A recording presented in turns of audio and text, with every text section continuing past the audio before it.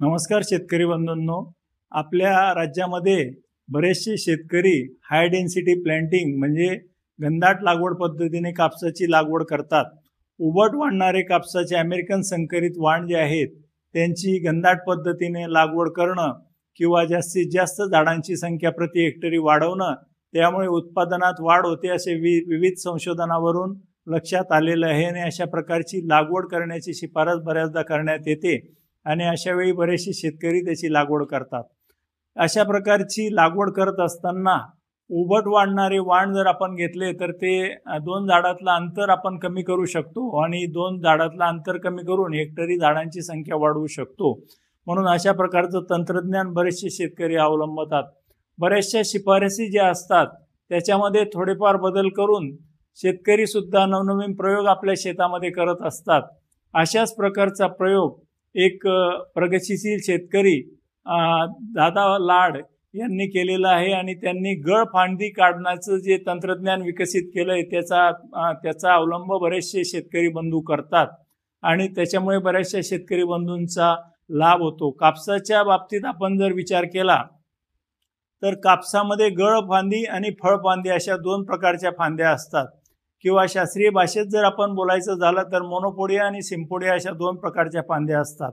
मोनोपोडिया म्हणजे वाढ फांद्या आणि सिम्पोडिया म्हणजे फळ फांद्या, किंवा मराठीमध्ये जर आपण बघितलं तर गळफांदी म्हणजे वाढ फांदी आणि फळ फांदी म्हणजे की ज्याच्यावर फळं लागतात किंवा बोंड लागतात अशा फांद्या।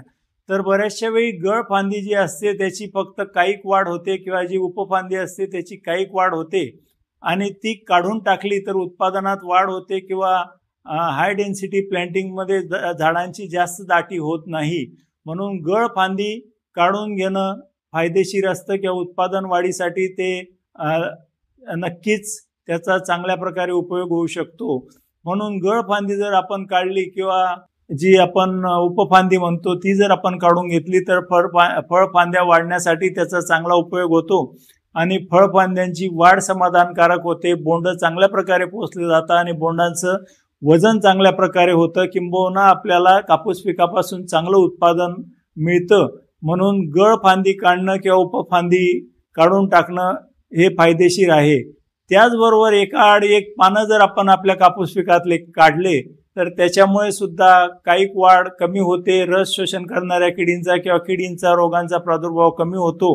म्हणून पानं सुद्धा एकाआड एक जर आपण काढून टाकले तर त्याच्यामुळे सुद्धा फायदा होतो। अमेरिकन संकरित बीटी वाण यायच्या आधी अमेरिकन संकरित नॉन बीटी वाण जे होते तेव्हा विद्यापीठाची शिफारस होती की पानं जे एकाआड एक पानं जर काढून टाकले तर पिकाची काईक वाढ कमी होऊन उत्पादनात वाढ होते। अशाच प्रकारचं तंत्रज्ञान जर आपण अमेरिकन संकरित बीटी वाणामध्ये सुद्धा जर अवलंबलं तर नक्कीच आपल्याला कापूस पिकाचं चांगलं उत्पादन आपल्याला नक्कीच मिळू शकतं। म्हणून अशा प्रकारे गळफांदी काढण्याचं तंत्रज्ञान जर आपण वापरलं किंवा पानं एकाआड एक काढण्याचं तंत्रज्ञान जर वापरलं तर त्यामुळे रोगकिडींचा प्रादुर्भाव सुद्धा कमी होतो आणि उत्पादनात चांगल्या प्रकारे आपल्याला वाढ मिळू शकते। म्हणून अशा प्रकारचं तंत्रज्ञान आपण अवलंबलं तर नक्कीच शेतकरी बंधूंचा फायदा होईल। धन्यवाद।